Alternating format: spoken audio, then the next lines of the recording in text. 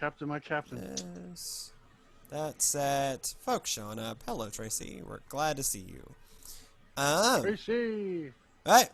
Let's do a show then. Let us pray. Gracious and loving God, we give you thanks. We give you this thanks to praise you. We give you thanks for your word. We give you thanks that you speak to us through it and in so many ways. God, guide us that we may be faithful in our task. In Jesus' most holy name we pray. Amen. Good evening, friends, and welcome to another fun-filled edition of Scripture Talk. I am Pastor Trey Comstock. With me as ever is Go Brandy. Sister Brandy Dudley, good evening, everybody. Go Scott. Pastor Scott, glad to be with you.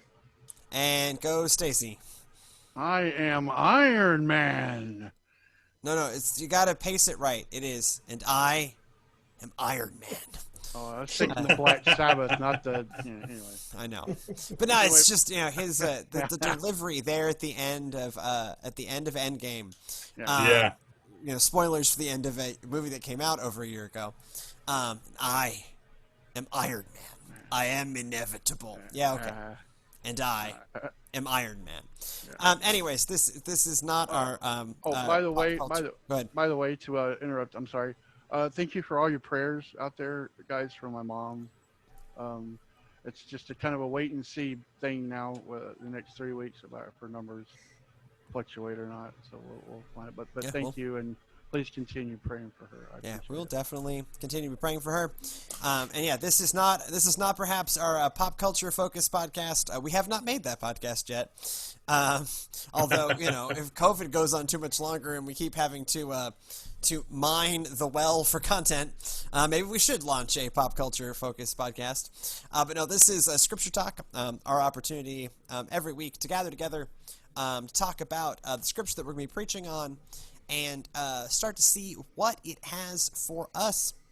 And our scripture reading this week is Deuteronomy chapter 34, verses 1 through 12. It is kind of the end. It is one of the last shots of Deuteronomy. It is the last shot of Deuteronomy as we get the death of Moses. Then Moses went up from the plains of Moab to Mount Nebo, to the top of Pisgah, which is opposite Jericho. And the Lord showed him the whole land, Gilead as far as Dan, all of Naphtali, the land of Ephraim and Manasseh, all the land of Judah as far as the western sea, the Negeb and the plain, that is the valley of Jericho, the city of palm trees, as far as Zoar. The Lord said to him, "This is the land which I swore to Abraham, to Isaac, and to Jacob, saying, I will give it to your descendants. And I have let you see it with your eyes, but you shall not cross over there." Then Moses, the servant of the Lord, died there in the land of Moab, at the Lord's command. He was buried in a valley in the land of Moab, opposite of Beth Peor. But no one knows his burial place to this day. Moses was 120 years old when he died. His sight was unimpaired, and his vigor had not abated. The Israelites wept for Moses in the plain of Moab for 30 days. Then the period of mourning for Moses was ended. Joshua, son of Nun, was full of the spirit of wisdom, because Moses had laid his hands on him. And the Israelites obeyed him, doing as the Lord had commanded Moses. Never since has arisen a prophet in Israel like Moses, whom the Lord knew face to face. He was unequal for all the signs and wonders that the Lord sent him to perform in the land of Egypt against Pharaoh and all his servants and his entire land, and for the mighty deeds and all the terrifying displays of power that Moses performed in the sight of all Israel. Now, this is somewhat, Moses' send-off happens somewhat disconnected from the rest of Moses' story, right? The rest of Moses' story is largely told in Exodus. And here we are in Deuteronomy, which presents itself certainly as the law, the other parts of the law of Moses dictated by Moses, and then ends with this scene of Moses' death. And it does end with this tagline that says, Moses was great, and Moses was wonderful, and Moses was like the best prophet. But we also have to keep in sight that even Moses, the great, the best prophet, the one that was unlike any prophet before or since, he doesn't get to enter the promised land. And he doesn't get to enter the promised land because of the places that he falls short. And so you get this kind of weird dual image, this kind of weird bittersweet image of Moses, the best prophet, Moses who did the most for God, Moses who had the most direct relationship, in some ways had the most direct earthly relationship with God other than like Adam and Eve before, and Jesus after. No one else was as close to God as Moses was. And yet even he falls short in his own way and pays the price for falling short in his own way. See, I always struggle with this because I feel sorry for Moses. He put up with those hard-headed people for so long, and this is what he gets at the end, even though God is still merciful in letting him be able to see the promised land. If that was me, that'd be good enough for me just to see it and know that it exists and his promises remain steadfast. But I felt sorry for Moses, even though he screwed up. He should have had a chance to get his foot at least in the promised land. Yeah, I mean, again, it is very much his life's work, and he doesn't get to be the one to bring to completion his life's work. He dies there in sight of it, knowing essentially that the people had made it safely there, but he does not get to live the fruits of it. Only to get to see the work to completion, but not benefit from that. It is. I mean, it's a really Deuteronomy ends with this really poignant image. He gets to see it, but he does not get to enter.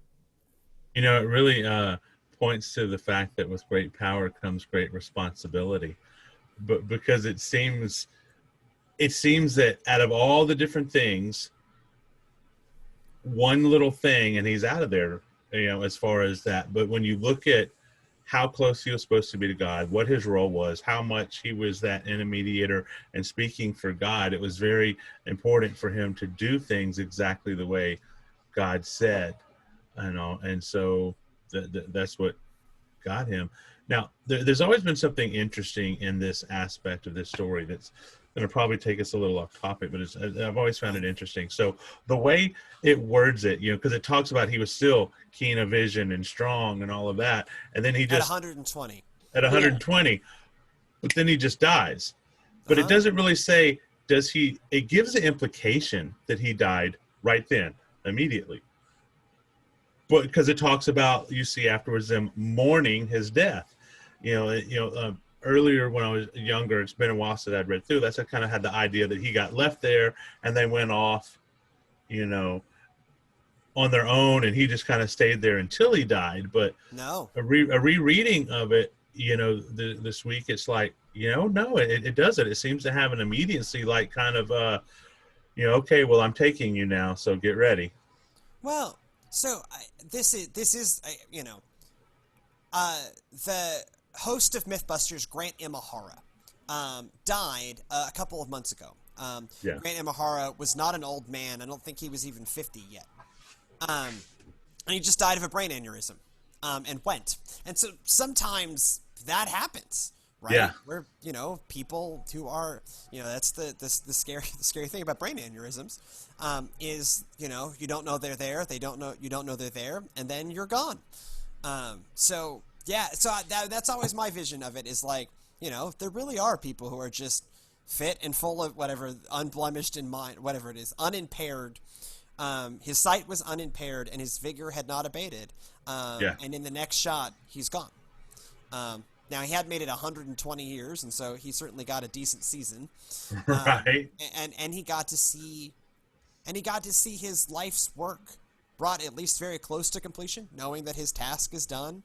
Can often, I think this happens in our world now too, where people who have brought their life's work to an end, and then, you know, don't last much longer, right? There is this kind of uncomfortable realization. I had to do this study of presidential leadership for some leadership program I was in, and there's this great book by Doris Kearns Goodwin called Leadership that looks at like 6 different presidents across history. And one of them, Lincoln, gets assassinated. But for the ones that didn't get assassinated, they didn't live much into their 70s. A lot of them died in their, like, shortly after they got out of office. George H.W. Bush and Jimmy Carter, George H.W. Bush, who passed away recently, Jimmy Carter, who is still on trucking, are the absolute exceptions to the normal rule of presidents tend to die young because their life's work's done, right? You spent your whole life trying to arise to that high office, and then the work of that high office can be exhausting, much like Moses. And then you finish your work, and, like, your body lets go. And so I can absolutely believe, Moses gets them to the edge of that promised land. God tells them it's time, and then he goes. But yeah, it is not left to die there alone on a rock. It is, he dies, is mourned, and then they cross in. Yeah. Okay, so I have maybe a stupid question then. Moses dies. Does he go to heaven, or Well, again, we don't know the exact logistics of the whens and wheres, but short answer is yes, probably. Scripture does not have a definitive answer to that.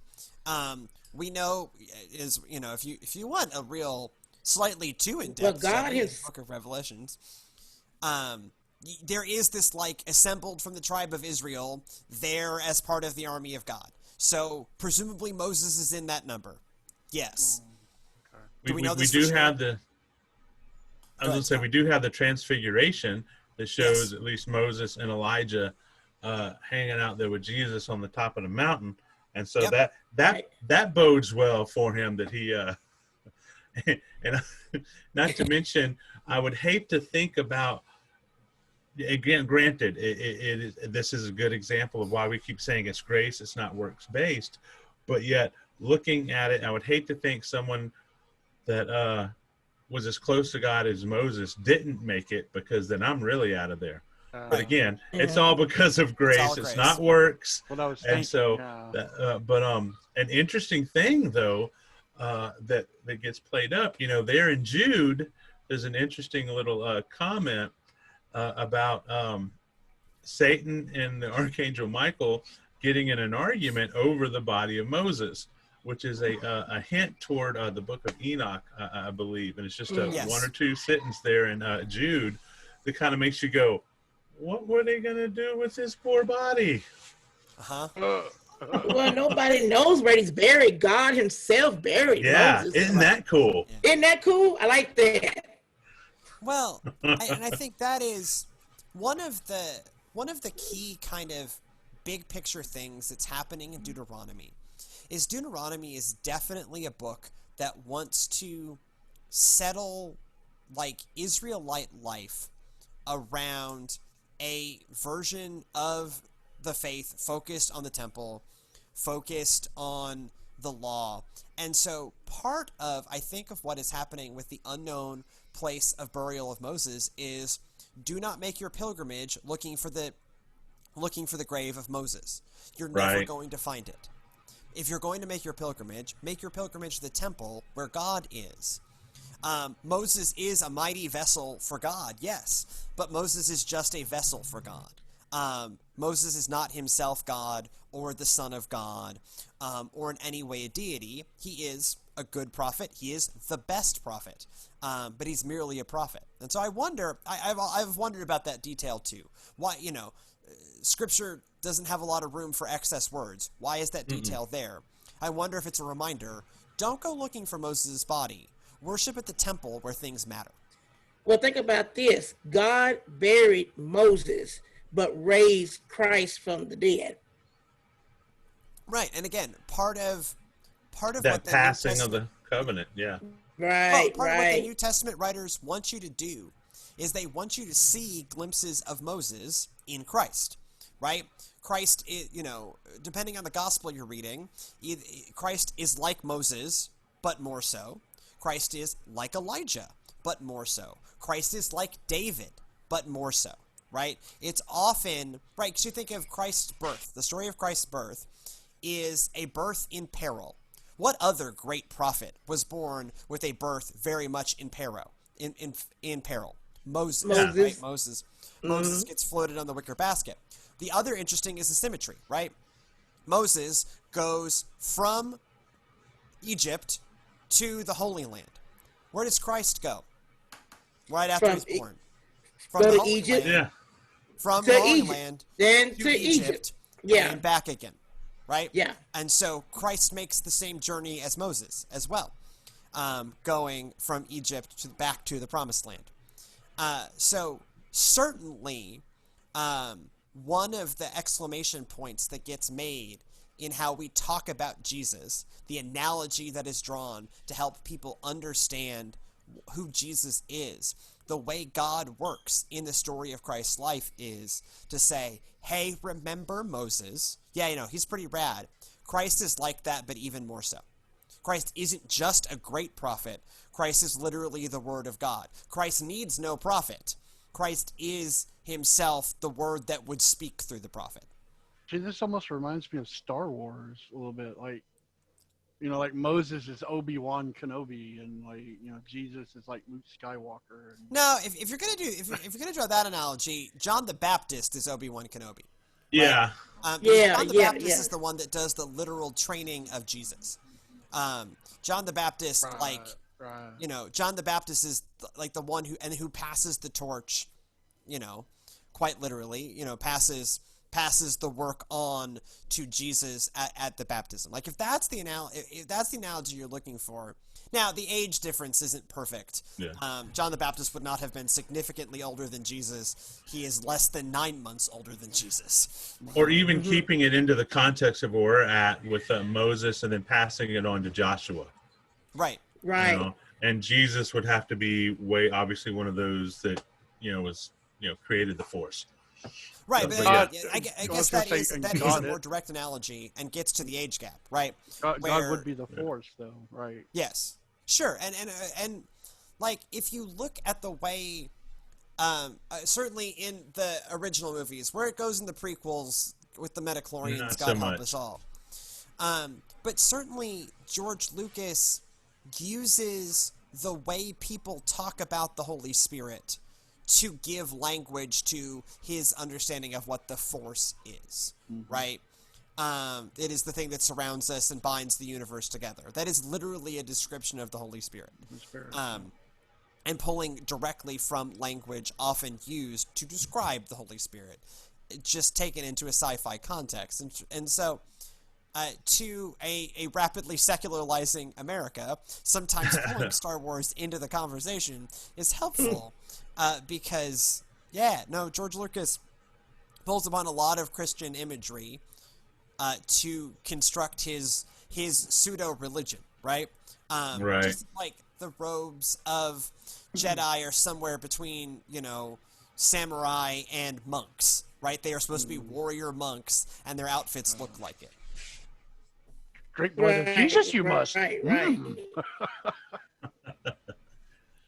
But so... in this story, though, we do see, obviously the ending of one era and the beginning of another. And I liked what you were saying to segue back to about the importance of the Lord buried Moses and why we don't know where he is. We already saw how quickly with the delay, previously that they ran to creating idols. They struggled with this needing to see something. Yes. And so now they've lost the one who was their visual mediator between God and Moses. Between God and the children of Israel, Moses. And so, Moses had to die for Joshua's ministry to go forward. There was no way he would have had authority with Moses still around, really, I don't think, because the people would keep turning back to Moses. Well, and I think it's actually even bigger than that, right? Moses had to die to keep worship focused on God. Yeah. Rather than on Moses. This is like the danger. Like inspirational leaders are great. Inspirational leaders can also be dangerous, particularly in a religious context, because the question always is going to hang in there: who are you worshiping? Are you worshiping God? Or are you worshiping this inspirational figure? And what we see here is like made visible in the lives of Moses and Joshua that human leaders come and go. What matters is the worship of God. Yeah. And that we do not worship and follow a leader. We worship God, and we certainly, God uses leaders. As a religious leader, I'd like to think God uses us, certainly. But I also know, and am often thankful, that this is not about me. And, honestly, this gets to a piece of hard encoded Methodist theology of why pastors itinerate, right? Like, why do periodically Methodist pastors get told to pack up their stuff and go? But not that happens by the church. But even when everything is going well, which thankfully has always been my experience of this, things have been going fine, and someone tells me it's time to go, is so that the church doesn't become about me. Not that it would, but like there's the risk, right? Like when a pastor, one of my, and I don't know why it always comes back to Joel Osteen for me, but it does. I won't just hit Osteen in this. At one point, or it may still, it is the logo says Lakewood Church, a Joel Osteen ministry. Yeah, no. It's a ministry of God, right? And we're the caretaker. The other one is, and I'm forgetting his name, I guess, thankfully. The guy who runs Second Baptist Church in Houston. They have like 1,600 campuses and at one point owned a helicopter, right? Like, he has been the pastor of that church. He is like the figurehead. And it sometimes feels like the church, when you do that, the church becomes about you. This is why I never want my face on a billboard. It's why I don't actually even want my name on the sign. If you notice, my name is not on the church sign. It is on our Facebook page as like listed as key staff, and on our website is listed as pastor. Like, it's not like I want to hide the fact that I'm the pastor of this church. But part of why we itinerate, why we move pastors periodically, is so that we make clear that this is about the worship of God and about us all working together in the service of God, and not about a particular pastor and their specific ministry. Well, see, if you remember, Trey, when I first came to the church, we ran into that issue. Me and you sat down and talked, and I went, "Oh, if you ever go, I'm out of here." And you had to make me understand. Look, this is what happens, and this is the purpose. And sooner or later, I am going to go. But you're not. Don't worship me. Worship the Lord. Right. Just be glad that you're here and you're good at being a vessel for the Lord. Right. But it's someday there will be someone else in that chair.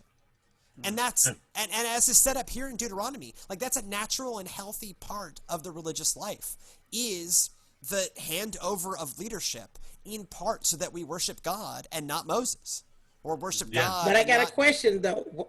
I got a question. Now, Moses had a son, Eleazar. How come it wasn't passed to him instead of Joshua? Because it's about who God blesses, not about who's equipped, about who's ready, not about some sort of artificial heredity, right? So some of it was tied to Joshua's willingness to stand in front of everyone else and say, no, we can do this. His eagerness to follow when they went as spies into the land, and everyone else come back as naysayers. Joshua and Caleb were the ones who stood fast and were ready to go in. And part of it is a blessing for their willingness and obedience there as well. It is that, and like it bears fruit, right? Joshua turns out to be the right guy, right? Again, when we did this, I don't know, a million years ago, last year, we speed dated the Old Testament, right? And when we encountered Joshua, you got to realize Joshua is one of the least complicated figures in the entire Old Testament, right? He's just straight up faithful. Where so many of our Old Testament, and it's one of the things I love about the Old Testament is how realistic these people are. But one of the few people that walks out of there looking pretty good, it's like what? It's Joshua, it's Joseph, it's Josiah. They're all J names. But like, there's not that many people who do as well in the Old Testament as Joshua does. Deborah's one that walks away.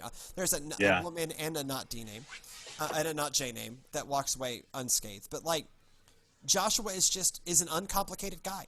He's just a faithful servant of God. And his ministry bears fruit. And so, again, it is about, I guess some of this is also like God's going to bless and equip who God needs, rather than some sort of artificial human construct like the heredity of leadership, right? Remember, God, if you think about how God constructs the monarchy, God doesn't love the idea, right? Yeah. God, the Old Testament is full of like God going, I don't really want y'all to have a king. I would much rather be directly in charge of this thing. But y'all seem to really want a king. So like, here you go. Here's an earthly king. But I'm going to keep talking mainly through the prophet, who is not a hereditary position. Although a lot of them kept getting named Isaiah. 3 of them. There are 3 Isaiahs. And so God is ambivalent on a lot of that human stuff about like the hereditary this or this is. God wants to bless and call who God wants to call, rather than often who we think they should call, right? Or why else would the Son of God, God among us, come as an itinerant carpenter? Right. And why not come as an emperor? And when you look at in the natural how a lot of that transpires when a ministry is tied up into one individual so much, and then that individual passes or whatever, so often the ministry dies along with him. Right. There was up toward Lake Palestine, there was a large ministry up there with Brother Shambach, and it was very vibrant. And God did a lot of stuff through. I'm not downing anything. Brother Shambach was used and moved by God. And but when he passed, ultimately that building became vacant and everything went along. You look at Billy Graham and his legacy. Franklin Graham is still, moving forward, but it doesn't seem to have the same deal. And Franklin himself is having to fight the shadow of his dad. Yeah, which is tough.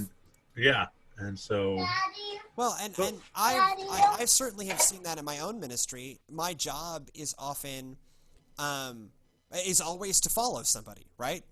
And so, and often to do kind of church turnaround work. I kind of get a reputation for doing that kind of work. You're the cleaner. So often, yeah, something like that. And a lot of times I will arrive, even before I was a pastor, at a church. And one of the things that makes me the most sad when I arrive at a church is churches are often full of the wreckages of someone else's great idea that couldn't get carried on. Whether it was a pastor or a longtime leader or whatever, that whenever that person driving whatever that thing was stepped away, passed away, moved away, that ministry dies. And so one of my obsessions as a pastor is sustainability, to build teams around stuff so that when it is my time to go, and I don't mean in the death sense, although I guess, as we've talked about, any of us could go at any time, when it's time for me to get moved along, the really important stuff sticks around. At Lexington UMC, where I was before here, it was really clear to me that a contemporary service needed to happen for that church. That church needed a contemporary service. It was a relatively healthy church, but they'd just taken on a huge responsibility. They built this fabulous new building, but that fabulous new building needed to bear fruit for that church quick, or it was going to become a financial boat anchor. Buildings are double-edged swords, friends, especially when you do it with debt. And so there needed to be a contemporary service, but I didn't launch a contemporary service right away when I got there. I waited for a whole bunch of church leaders to tell me that there needed to be a contemporary service and that they were willing to help make it happen, and then we launched a contemporary service. And that contemporary service is now equal in size to the traditional service, and still going at that church many years later, and is the engine for growth at that place.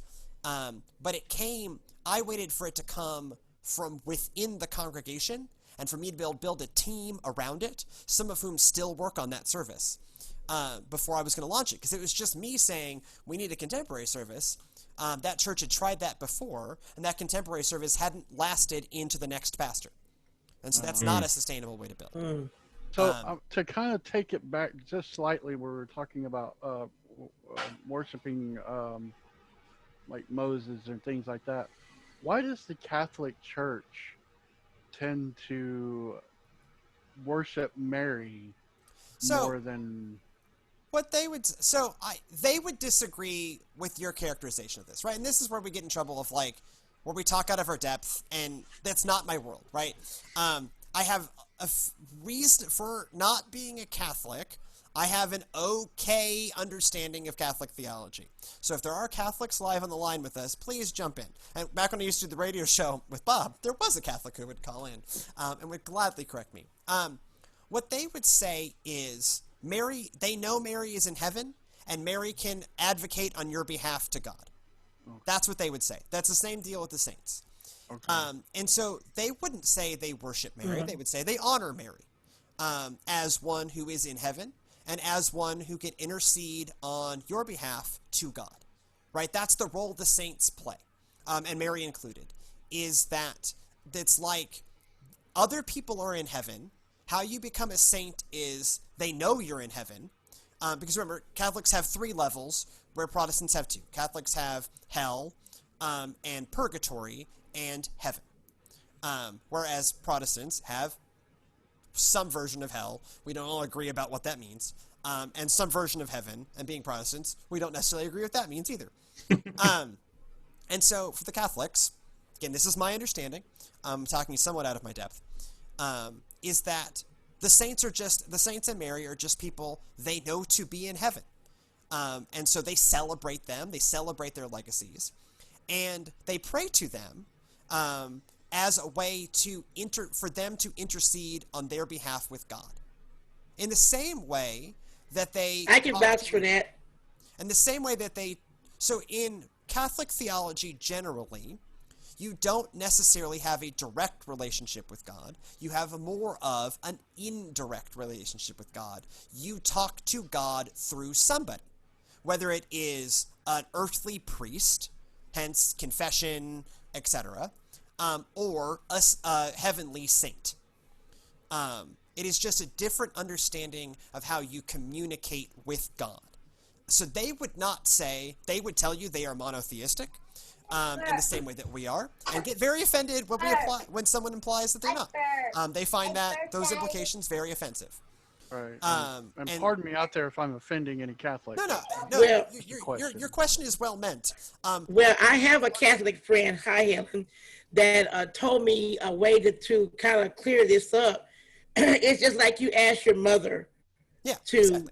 To pray for you, because Mary, we honor Mary as well in the Methodist Church as being the mother of Christ, but we don't go to the full extent like the Catholics do. But she told me that they're just asking Mary to pray with them or to help them to pray. And the saints are there to guide them along, but they still give all honor and praise to God. Now, the only thing that's different that they go through a priest to confess, to get to God and whatever, but they still have a relationship with him. They just have Mother Mary and the saints to be there to pray with them. So that's how I was told about that. Yeah, it is a slightly more indirect relationship. But it is still a relationship with God, and they would say, and in some ways, part of working among denominations and working ecumenically is we take people at their word, right? That they worship God, they just connect to God in a different way, by way of these people who they know to be in heaven because of their earthly example and because the miracles that have come about through their work in heaven, advocating on people's behalf. Okay, cool. It looks really different, right? Yeah. It looks really different, and that's okay. One of the things, one of my axes to grind as a theologian, and I guess I got a lot of them, is I'm guilty of this too, not necessarily with the Catholics, but let's not let our theological differences get in the way. But yeah, that's probably as good a place as any to bring this in for a landing. If you have feedback, or if you are Catholic and would like to help us, please. You can leave a comment here if you're watching on Facebook, watching on YouTube. Please just read a comment. We read all of them. You can post a comment over on our website, PalestineGrace.com/video. You can send us an email with your longer form thoughts, gracechurchpalestine@gmail.com. If you are tired of looking at our face and would rather an audio-only version of the show, just search Scripture Talk by Grace Church in your podcatcher of choice. But either way, we will be back with another show next week. If you are listening to this on the day we are recording, that is Monday the 19th of October, and you have free time tomorrow around 12:30, we are getting another wave of pumpkins. And Pumpkins are here. Unloading. So if you've got time, Please. but regardless of when you're listening to this, go in peace to love and serve the Lord. And fear not, stay well. God is with us. Amen. Wrong song. There we go. That right song. Now we dance. One of these days I'm going to get that right.